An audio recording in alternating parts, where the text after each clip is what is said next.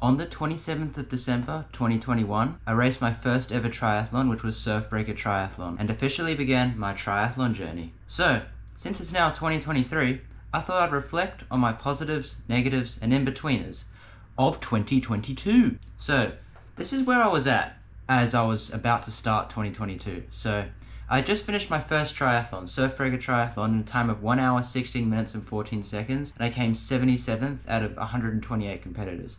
I took 3 rest days after this, which is not necessary. I also still had no clue what I was doing for cycling. I would only go for 20k rides with no hills. This is just a summary of my PRs. My running PRs were just 19:20 for a 5k. I hadn't raced any other distances. And my cycling PRs were nothing. My swimming PRs were 2:43 for the 200 free, 1:08 for the 100 free, 5:44 for the 400 free, and 29.8 for the 50 free. I had some experience with swimming, as I used to do it as a side sport to keep me fit when I was a track sprinter before I started triathlon. So now that we know where we were at, let's get into January. At the beginning of January, I went on swim camp in New Plymouth, which was 4 to 5 days with tough swim sessions every day. One session was a 2k freestyle time trial, which I swam in 32 minutes. My long distance swimming needed some work. Yeah, but the camp was a good experience and it definitely improved my swimming. Over the rest of January, I continued to be clueless with my training by just swimming, cycling and running every week. But at the end of January, I got a triathlon coach. He was one of the best triathletes in New Zealand himself. And since then, he has still been coaching me. He immediately noticed that my heart rate during my easy runs was way too high. Probably, maybe because I ran them at 4:40 pace. Let's get to February. So now by February, my training was a lot better. And at the beginning of February, I rode 61 kilometers, which absolutely broke me. I still hadn't even got clip shoes at this point of the bike. I was riding in cages. I first got clips at the end of February. I had my school athletics day and I finally got some PRs in other distances. I ran 11:13 for 3k, which I was happy with back then somehow. 4:49 for 1500 and 2:22 for 800. I was very happy with the 1500 race. My ability to mentally push through pain was still lacking though. I was doing 12-hour training weeks compared to 8-hour weeks in January. And it was beneficial as I was now getting close to my 5k race PB and my tempo runs. I also had my school swimming competition and I finally broke 2:40 for the 200 freestyle. And I swam at 2:32, which I was very pleased with. But I didn't PR in any other distances. Shorter distance swimming was not really my focus. I was also doing sessions on Zwift, which greatly improved my strength riding outdoors. Okay, that's February. Let's get into March. So during March, I had my second ever triathlon, the Mara Sprint Triathlon in Mount Maunganui. And I had some good improvement there. I came 42nd out of 83, so the top 50% this time. A faster time of 1 hour and 12 minutes, even though the overall course was slower than Surfbreaker. And I was still going too easy in the swim. And I would also ride solo the whole time and not draft, which would gain me so much time. I would also do stupid things in transition, like accidentally start running with my helmet. But at the end of March was the NZSS Triathlon Champs. And I was very nervous for this, as I was genuinely worried about coming last in front of my whole school triathlon team, because I was still quite inexperienced at the sport. I was really happy with the result though. I came 10th out of 12 competitors, so not last, with a slow time because the bike course was incredibly hilly, and I was still barely riding any hills. I finally started using wetsuits in the swim, and I felt so much faster, and I actually paced the swim correctly this time around. But at this point, I still couldn't put my bike shoes on while on the bike, so I literally ran in my clip shoes to transition. And also my ability to transition out of a wetsuit was awful. But then, after that race, triathlon season was officially finished, and then began April. I got COVID at the beginning of April, and I couldn't train for a week, which was honestly nice, as my mind and body needed a break from the high amounts of training that I was doing. And at the end of April, cross-country season had officially begun. I raced the Tiawa Mutu golf course cross-country race against my friend, and I broke 24 minutes for 6k, which I was definitely pleased with on a cross-country course. I was still quite mentally weak though, as I couldn't dig deep enough to go hard in the last kilometer, which is why my friends ended up beating me. My mental weakness would also cause me to fail sessions when I wasn't feeling good. I hadn't realized that overcoming not feeling good is the secret to success in the sport. I still hated riding outdoors, as my bike confidence was not good. I could barely ride a bike with just one hand. I would give in to those fears and do lots of rides indoor on the trainer, which was not the way to go, because my mind was just simply undertrained. Now, me! Okay, that was a bit cringe. May.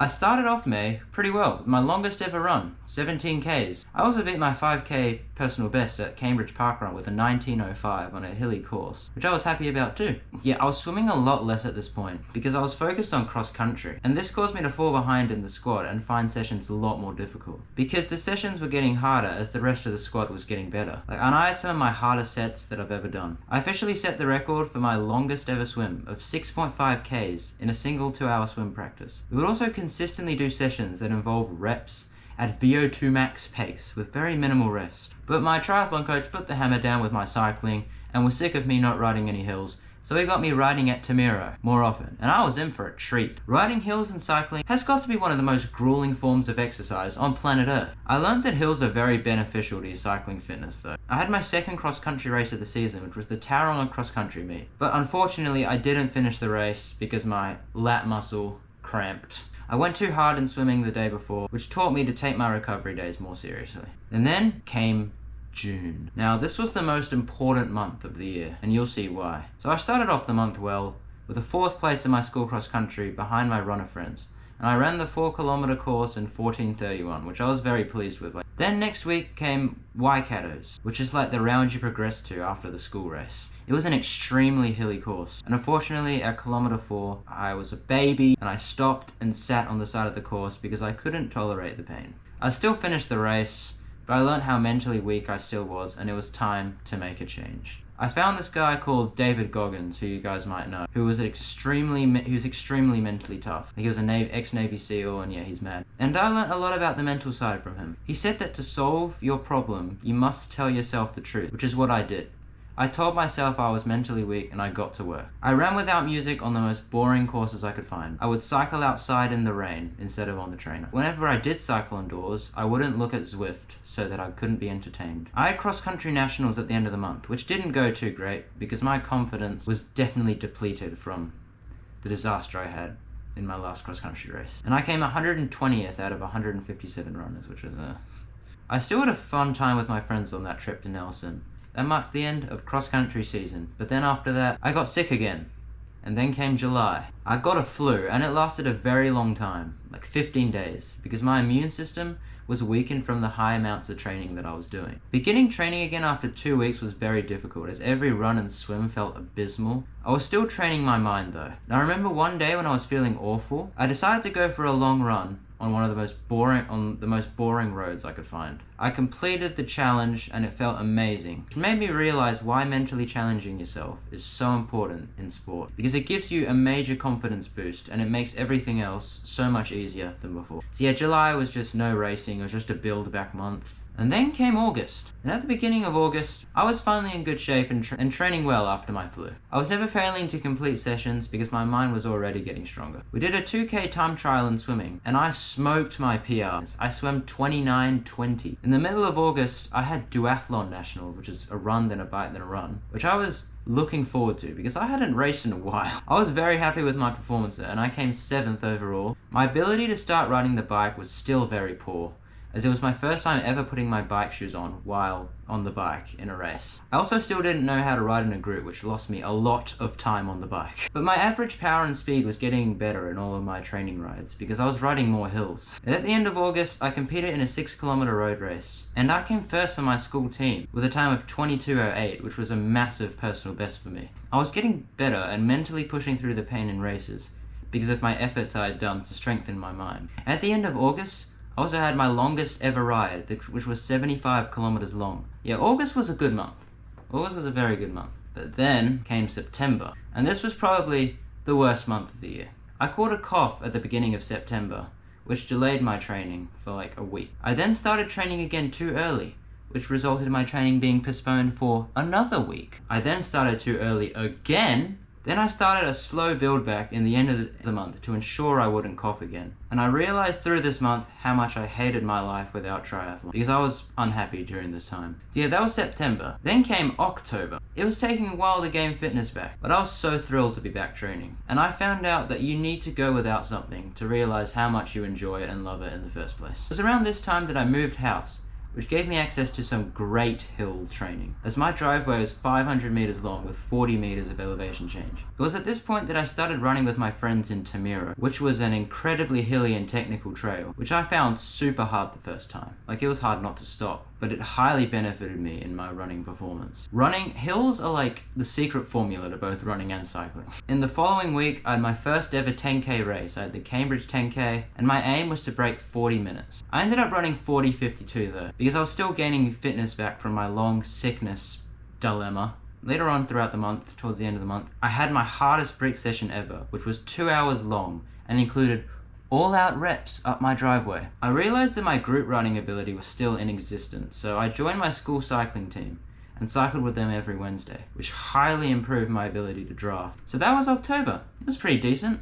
Then came November. The first 2 weeks of November were my biggest ever of training. 34 hours of total training over 2 weeks. It included 3-hour-long brick sessions, 2 very tough swims, and 2 hard run sessions. I would have had no chance of making it through that kind of training if my mind was as weak as before.